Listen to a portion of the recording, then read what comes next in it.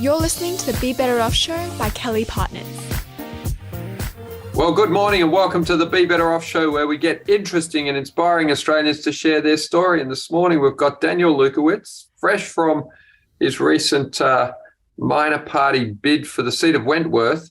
And I thought it'd be really interesting this morning to have a chat with Daniel and find out, what took him from running a small business, which he still runs, to getting involved in the messy business of politics. Good morning, Daniel.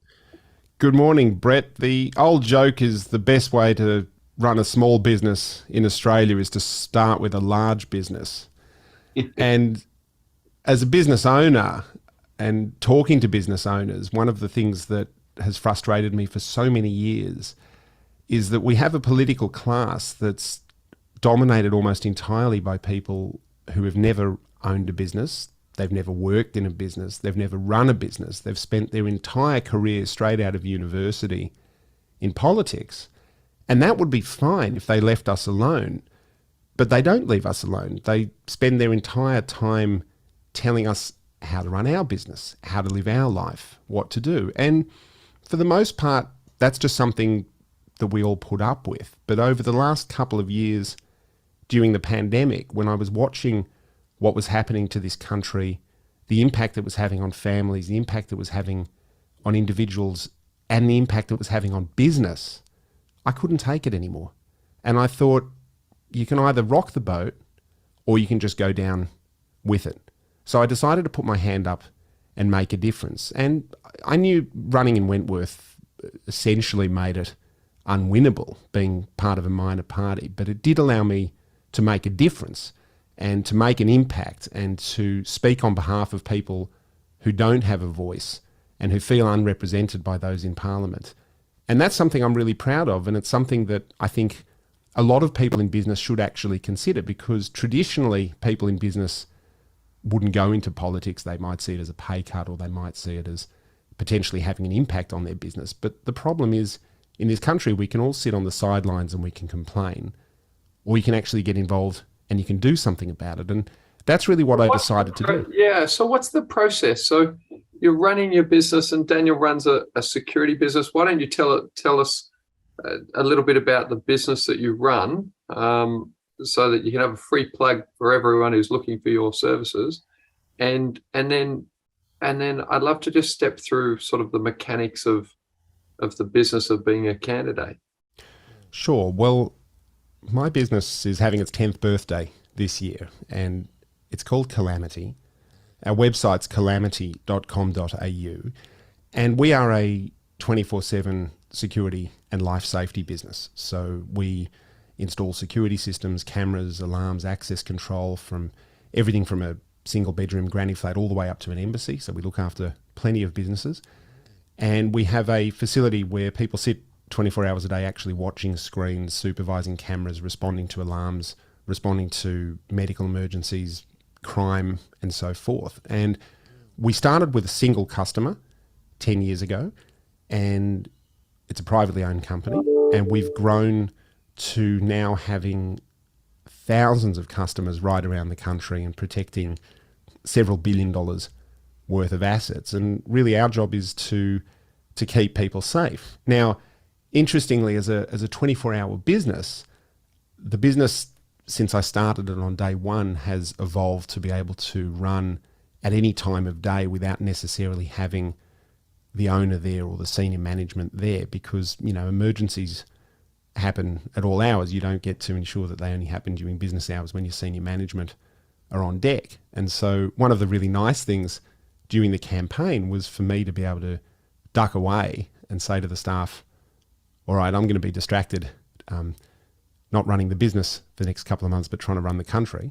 So let's see how you go. And my staff did an amazing job. And, I thought, well, I'm either going to come back and the company's going to be bigger, or the company's going to be gone, and the company's still here. And that's really fantastic. Yeah. So look, that's very interesting. So, for our listeners, if you took, it's 3 months, was it, the campaign or your engagement in the process? Well, I suppose one of the problems with a small party is that you don't necessarily have the resources of the major parties. You don't have big businesses that want to throw money at you for no other reason than to buy favours. So you tend to attract people who are drawn to the ideology. And I was with the Liberal Democrats, the Lib Dems, and that's very much a libertarian party. It's about small government. It's about individual freedom, personal responsibility, lower taxes. And these are things which, should be of interest to business, but businesses and individuals in this country seem to be sort of welded to this two major parties idea and don't realise that there are other options out there. But of course, when you're in a big party and you've got millions of dollars at your disposal, you can campaign year round. When you're someone who actually has a job, or you own a business, or you have a family, that's significantly more difficult. So in simple terms, yes, it was a short campaign. I was lucky that Wentworth being Wentworth, there was a lot of media attention. Some of the core flute signs, as they're called, that you put up on telegraph poles, I probably had the funniest and most entertaining signs in Australian political history, and that got a bit of attention as well, to the point where the National Archives actually asked me to send them a copy. So even having not won the election, I'm now part of Australian political history. Which, but let me just ask you, so the mechanics are, you looked for either to be an independent or you found the Liberal Democrats. How much time from the beginning of when you started campaigning to the end did you spend? And then what is the mechanics, just for our audience, of being a minor party candidate? I think that the business of that is very interesting. Are you stuffing envelopes? Are you making calls? Have you got a political strategist or a helper? Are you looking at preference flows? What did your day-to-day look like for, was it 3 months or 6 months? Brett, it sounds like you're considering a run, and I think that's that's something I'd endorse. I think you'd make a fine contribution to the nation. But so I think it's a messy business and not one I'm interested in. But what I think part of the issue in Australia is people are apathetic to a system that they don't understand. Absolutely. So when you say, look, more business people should engage with the system, I think that's true, but I don't think most of them understand how it works. So that's why I thought I'd get you on to explain, well, you're sitting there in your business and then you go, okay, I'm going to be a candidate. What happened next? What are the tips? I agree that most people, probably the absolute majority of people in this country, do not understand the system at all.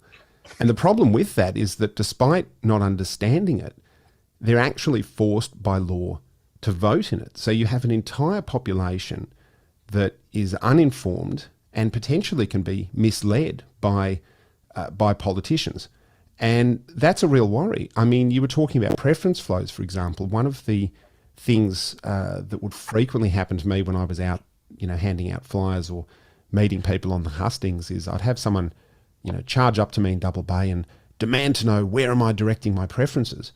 Because they wanted to know, if I vote for Daniel, am I really voting for Liberal? Am I voting for Labor or the Greens or, whatever? And I have to explain to them time and time again that nobody can direct your preferences. What you put on the ballot is exactly where your preferences go, from 1 through 6. The only thing that political parties can do is they can hand out a how to vote flyer, which you're welcome to throw in the bin and completely ignore. And the number of people I told that who had absolutely no idea. Now, the major parties have a vested interest in keeping people in the dark, because that way they can run campaigns saying that, I don't know, a vote for Clive Palmer is really a vote for Scott Morrison, or a vote for the Greens is really a vote for Labor. But it's simply not true. And major parties, this is something else people don't realise, they get about $3 for every vote they receive. So on election night, even the party that loses gets a cheque from the Australian taxpayer for millions of dollars, which they can put straight into their war chest. And so the machine keeps going and going and going. So, really educating people about it was a big piece. And it also shows that, democracy and our system of democracy and freedom and, modern Western democracies and our parliamentary system is not something that's being taught in school. God knows what they are being taught, but people don't understand it. And yet they're essentially handed the keys to this massive vehicle and told, here you go and drive it, without understanding what's going on. So I as a political animal, I always understood politics, and I've always had an interest in it. But even the things that I learned during the campaign, I could now write 3 books on some of the things that I've learned. And these are things that you don't even realise from the outside. What were the big 3? Like, what were the big, was the sort of biggest things that you learned? Well, one of the probably most shocking things I found was in respect to funding and donations and where money comes from. And I mean, it's not a secret that, businesses and unions and so forth donate money to try and gain influence in the political system. That's not a secret. But one of the things that fascinated me is when I went to people, fairly wealthy people in the eastern suburbs, and they've been clients of mine and they know me and they trust me and I've helped them out over the years. And I'd say to them, look, I'm running on a platform of bringing nuclear energy onto the agenda, of lowering taxes, of less red tape for businesses. And they were very attracted to that. And then I'd say, well, can you sling a few bucks to my campaign? And then they'd kind of bristle and, couldn't find their wallet all of a sudden. But one of the things that was interesting is the number of them who would routinely give just below 14,500, so it's not quite the disclosure amount, to, for example, the Liberal Party. And, okay, that makes sense. And they just sort of repeatedly do that. But they'd also give 70 or 80 grand to the Labor Party. So they're essentially having a bet each way. And that way, whichever party gets in, one day when they pick up the phone and say, hey, remember that donation? Well, now it's time to return the favour. So they're sort of playing both ends off, which of course makes it harder and harder for minor parties or independents. And I mean true independents. I'm not talking about, billionaire funded independents, to even get a seat at the table. So at the end of the day, at every election, it seems to be a choice of the least worst of the options. And what I'd love is for people to actually explore the variety of political options that are out there, particularly some of the smaller parties, mine, the Lib Dems being a great example, and actually have a good look at the policy set, because there are some options out there. So the first learning was that business people give to both sides of politics. Yeah, absolutely. And what was the second big one? Well, the second one, I think, is that the media does a terrible job of presenting options and candidates to the population.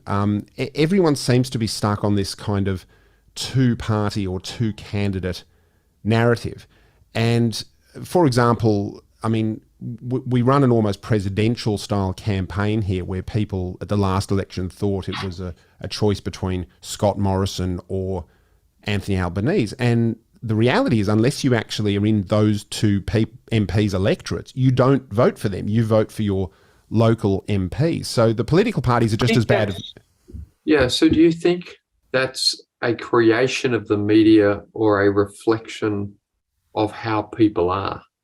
Well, it's probably a bit of both. But I mean, I know, for example, there was a debate in Wentworth between Dave Sharma and Allegra Spender. Now, Allegra Spender, and she won, congratulations to her, but she was an independent, and there was just some sort of arbitrary decision. Well, she's got the most money to pay for the most signs around the neighbourhood, therefore she's the challenger. And so the two of them, were invited on TV for a debate, and none of the other parties were. And of course, that debate went on to be probably one of the most boring things anyone had ever seen during the campaign. And of course, some parties have the ability to buy access to media as well. If you're spending $1 million on an ad spend, you're probably going to get a fair bit of editorial and interviews and so forth, which means that the other alternatives that are out there get pushed further and further down. And I mean, one of the things that's particularly scary is the number of people who think that the Greens are an alternative. So you have the sort of two major parties or the Greens as the third alternative. And I mean, anybody who's in business really needs to study these policies very carefully, because it's only one. So number one's people give to both sides. Number two's the role of the media, which I think is being in fairness, probably more scrutinised than it's ever been, given the sort of temperature of US politics and the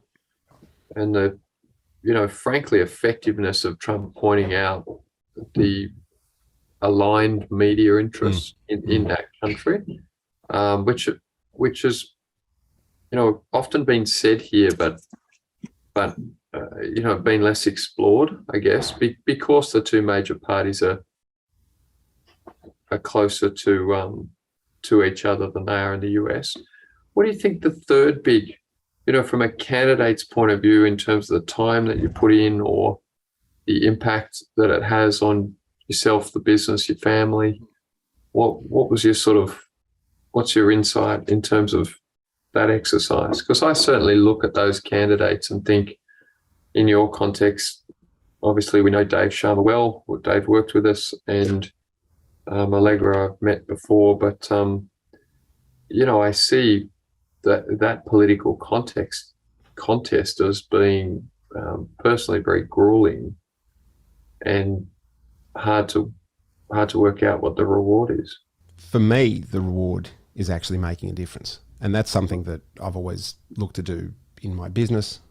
We save people's lives. In my personal life, I've been volunteering in various organisations my whole life.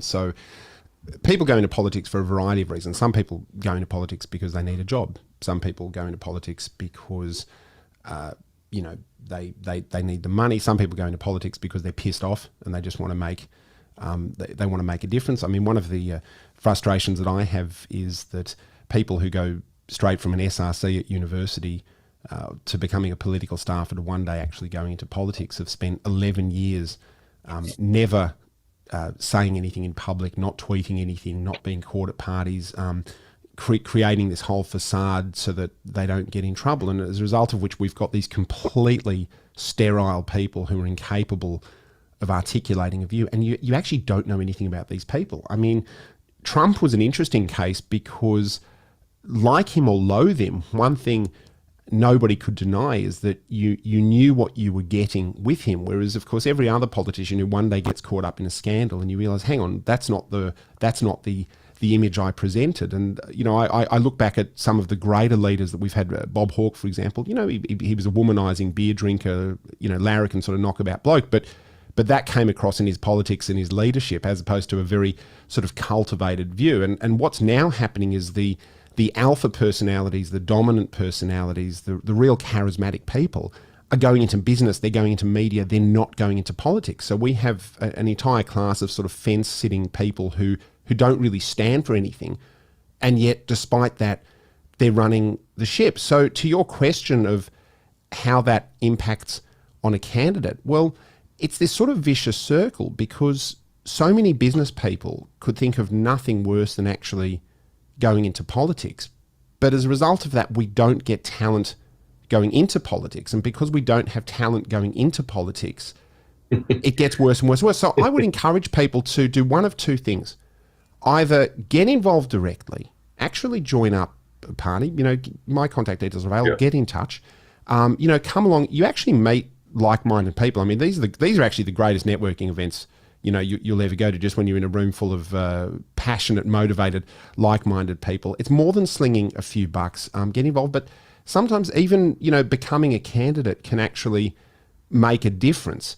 And really, that's what it's all about. It's actually people wanting to make a difference. Now, there's lots of ways you can make a difference, but if you find yourself frustrated about the state of the nation or the state of the nation's politics, well, you can either do something about it or you can put up with it. And having owned a business and having seen the impact of tax, of red tape, of increasing laws that were designed by people that have never run a business, that hurt my business and your listeners' businesses, for me, I decided, well, I'm going to do something about that. And I have. And I've met some incredible people along the way.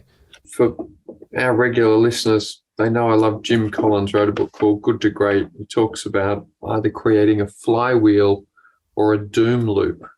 And often you look at Australian politics and you wonder if it's not a doom loop where, you get shit candidates, so you get shit politics, you get a shit tone, you get shit policy. And so good people look at it and go, well, you don't want to hang out with people like that. because life's too short. But that doesn't make things better.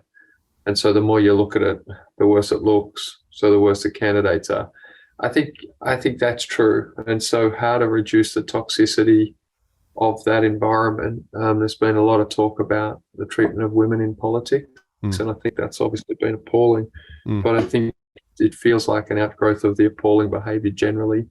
And so, it's hard to imagine people wanting to sort of expose themselves to that. Well, one of the things about me is that, and it's probably a result of, several decades working in security and just, being 6'6" and pretty resilient is, to some degree I'm bulletproof. You can call me every name under the sun. It's not really going to make a dent. But one thing I have found, and particularly with social media, is that people are almost weaponized. There's almost like a cult-like following of various political leaders, and people have lost their ability to engage in any sort of critical thinking and to listen to their opponent and go, okay, you know what, that's actually a good point. I'll take that on board. Now it's a case of you have certain beliefs and anything else must be cancelled, must be silenced. And these people then get weaponized. And yes, you're exactly right. And people are treating sort of politics like, barracking for their favourite team. Yeah, so they barrack for a team without being able, I've never been a rabid fan of any particular sporting team. I have some that I like more than others, but I've always tried to understand that about myself. And as it turns out, the only explanation I've been able to find is that I would see really great players, and I would acknowledge that they were great players. I watched the Rugby League State of Origin, and for many years I'd see Queensland beat New South Wales at the last minute, at the last turn, 3 minutes to go. But I could always acknowledge the skill and commitment and determination of whoever had done the amazing thing. And so I do think it would be a big start if people could acknowledge the quality of individuals and also the quality of policy and outcomes when they're good. So I'm an ideas guy. I don't decide, okay, liberal good, Labor bad, Greens awful. Yeah. I will listen to all of them, and if something makes sense, I go, well, that's a good idea. But coming back to the toxicity, there was a story that, if Donald Trump had said the sky was blue, there would be people coming out, waving UN reports insisting that the sky was purple just because he said it. And, that's ridiculous. He's probably the best and most extreme example in that. No, of course. But it's one that's well known. But just of this mania that no matter what policy he might have put forward or outcome he might have achieved, there was literally nothing he could do to certain people's mind that was good. And we should remember that, whoever is the Prime Minister, whoever's in a senior leadership position in politics, we should wish them the best and hope that they do the right thing by the country. Because after the game, the election is the way I think of the football match. We need to cheer the country and encourage people to think rationally and do what's good. Absolutely. Rather than just what's in their narrow self-interest or that appeals to the biggest heckler on Twitter. Well, as I've always said, we can all reach higher if we stand on each other's shoulders rather than standing on each other's toes. Yeah, no question. And one of the oldest military strategies is divide and conquer. And so, social media is the most divisive tool. We haven't seen a lot of it here, but overseas you can see where people get radicalized and that actually goes kinetic and it turns into people being shot at. And, we've always had, as you said, this sort of, you're talking about like shit candidates or shit policies and so forth. But, for the longest time, that was easy to deal with because Australia was a fine country. It had a good standard of living. The beer was cold, the weather was nice, and you just kind of put up with it. But when I take a strategic view over the next 10 years, I'm very concerned about the direction in which we're headed. I think we're looking for a situation where there's going to be a much bigger divide between the wealthy and the poor, and that's going to be entirely policy driven. It's nothing to do with welfare.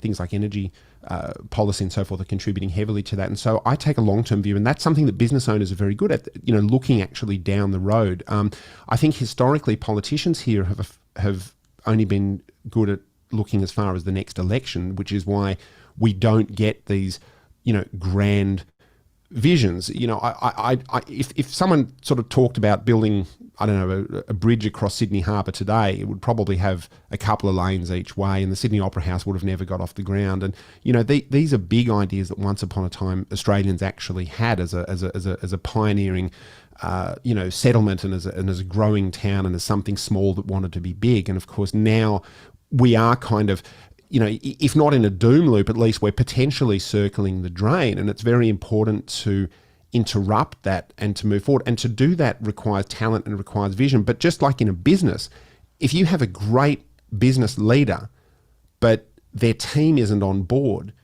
you're going to be like crabs. You're always going to be moving, but you're never going to move forward. So we actually do need the country to get behind leadership, even if they're not your guy. Yeah. Get behind them and help take the nation forward and stop fighting with strangers. I mean, I had complete strangers. I had complete strangers on Twitter, calling me a sex offender and every name under the sun. And look, I don't care because I'm not going to get rattled by social media. But I can understand the impact that would have on most people. And of course, it also told me the impact that would have on a kid. We're looking at like national suicide and the impact on children. And imagine being a young person who had thousands of complete strangers calling you mean things. I just laughed. It just made me stronger, but that's the way I'm wired. That's right. Yeah, I totally agree. Well, it's been amazing to have a chat today. I wanted to get you on to share your journey because I watched it from a distance and I thought, look, it's a gutsy thing to do, to have a go.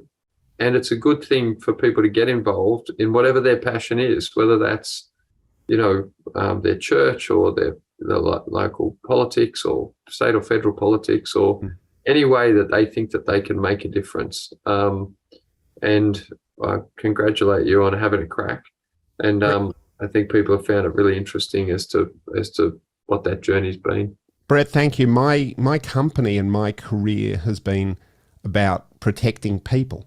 And protecting people's lives, protecting people's families, protecting people's businesses, protecting people's children. And the politics was just an extension of that. It was about fortifying the nation, building resilience, and protecting people so that they can just go about their lives. And I think that's something we can all get behind.